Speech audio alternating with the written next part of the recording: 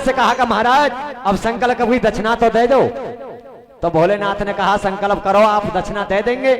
उनने कहा महाराज आप पे कुछ नहीं है तो आप ऐसा करें, जो चाबी का गुच्छा है इस लंका का, इसे मेरे हाथ में धर के संकल्प करवा दो, दक्षिणा फिर दे दियो।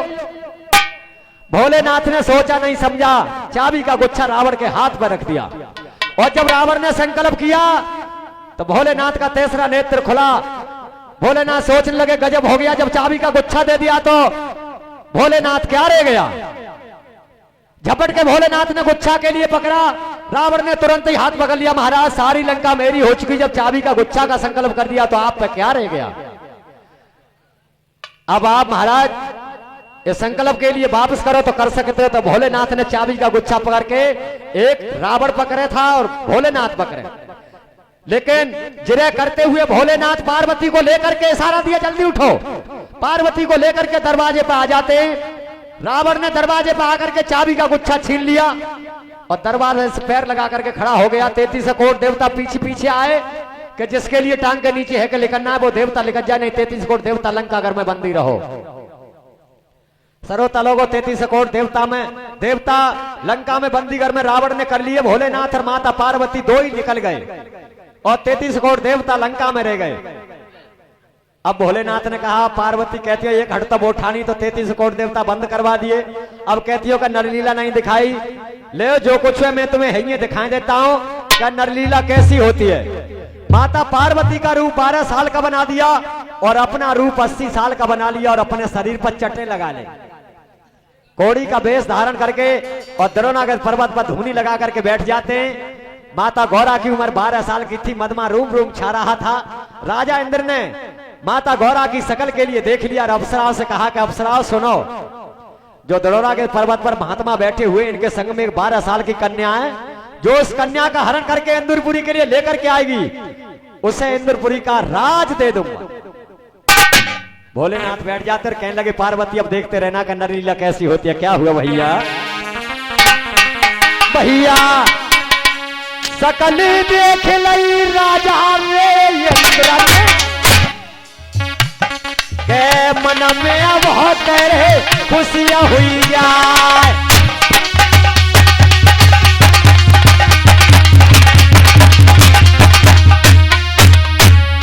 भैया जो हर लाए दे गो गोराय तिल्ला ताया लिखित को इंद्रा रे पुरिया कोई राज और चलिया अफसरा राजा रे इंद्र की होए बेमान मेरे यशवा।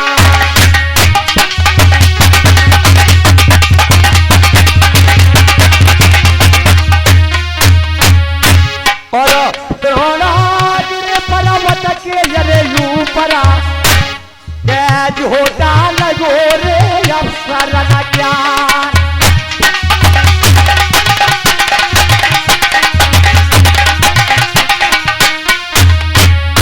भैया कोई छवि निहारे रे रैया शंकर की, क्या कोई गौरा को रे रही है निहार। अरे क्या बहना रे तुम पुलक यहीनी, जो त्यारो संजोग में लायो।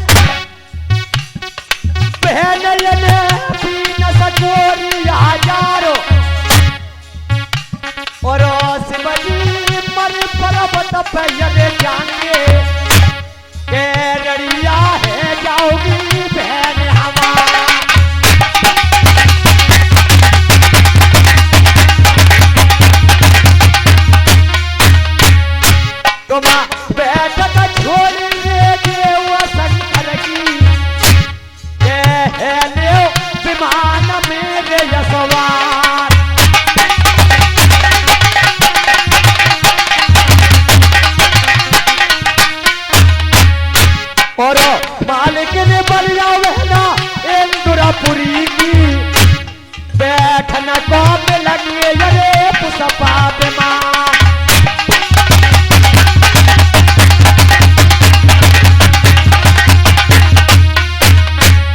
हेलो, अप्सरा विमान में सवार होकर के जहां भोलेनाथ पार्वती को लेके बैठे भैया पहुंच जाती हैं। कोई शंकर भगवान के लिए निहारने लगी, कोई माता पार्वती के लिए देखने लगी। जवाब दिया, बहना तो कुल की ही नहीं थी जो तुम्हारा संजोग नहीं मिला, या जे 80 वर्ष का तुम 12 साल की। सो इन टीवी की मज्जा पीनस को आ जा रहे, जे पर्वत में मत जाएंगे तुम्हें रड़िया है जाओगी, रड़ापो खेवन होगो, इसलिए इनकी बैठक के लिए छोड़ दो, हमारे साथ चलो, विमान में सवार हो लो, इंद्रपुरी की मालकिन बन जाओगी। भोलेनाथ ने सोचा पार्वती ऐसी होती है नलीला, आप जाओ इंद्रपुरी के लिए, अब यहाँ क्या देख रही हो। माता पार्वती हाथ जोड़ के बोली कि हे भोलेनाथ, भोले की माया तो भोले ही जाने, महाराज इस माया के लिए समेट लो। और मां पार्वती ने जवाब दिया कि अप्सराओ तुम कहती हो कि इनकी बैठक के लिए छोड़ दो, औरत के लिए अपना पति कैसा हो भगवान होता है, और पति और पनवे भगवान एक समान होता है। अब से ही पति से तरन होता है, और जो हमारी बहुत सी माताएं बहनें होती हैं जो अपने पति के लिए ठकुरा करके चली जाती हैं, उनका क्या होता है, क्या गति होती है उनकी, ये माता पार्वती का कहना है। जवाब दिया, अप्सराओ सुनो, और ब्राह्मण जिस समय भामरे डालता है उस समय हर चीज बताता है, लेकिन हमारी बहुत सी माताएं बहनें ऐसी हैं नहीं मानती हैं। तो जवाब दिया, जो अपने पति की बहना करेगी अनिंद्रा, कहता है 84 रे नरक होइया।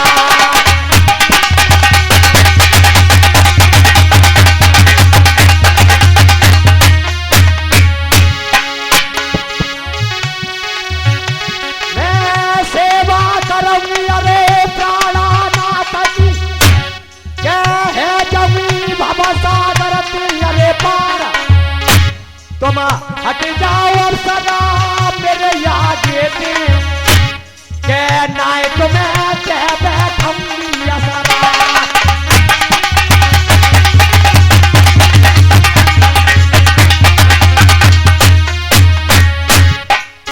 हेलो, ये 100 रुपए का पुरस्कार सुरेश यादव, 100 रुपए का पुरस्कार सुरेश यादव कस्बा भोजपुर की तरफ से, माननीय हजारी सिंह वाला भोजपुर, और